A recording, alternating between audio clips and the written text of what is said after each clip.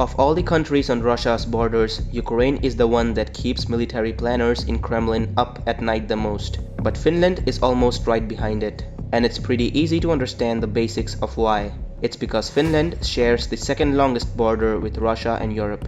It extends for 800 miles through thick forests and snow across essentially a no man's land where hardly anybody at all actually lives.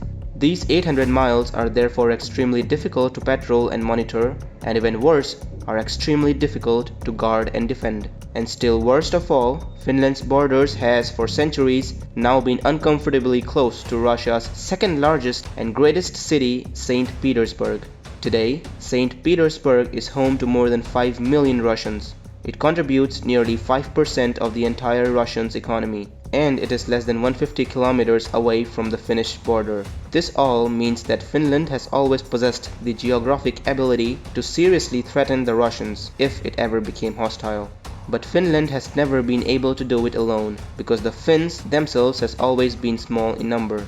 There's only 5.5 million people who lives in Finland today, which is about the same population in just St. Petersburg alone in Russia. While the Russians overall have 27 times more people throughout the country, Finland has never possessed the manpower to capitalize on their unique geographic advantage over Russia, which is precisely why the Russians have always been fearful of Finland gaining the manpower by allying with powerful enemies abroad and letting their armies enter the country. And for those basic reasons, it has always been within the interest of Moscow to either dominate Finland or at least keep them in a state of political neutrality, because if Finland ever did come under the sway of a hostile foreign power, they could become the one to capitalize on Finland's geography to threaten the survival of Russia. And so, for more than 200 years now, since the day of Napoleon, the Russian strategy of pacifying Finland and preventing them from joining hostile military alliance more or less worked out.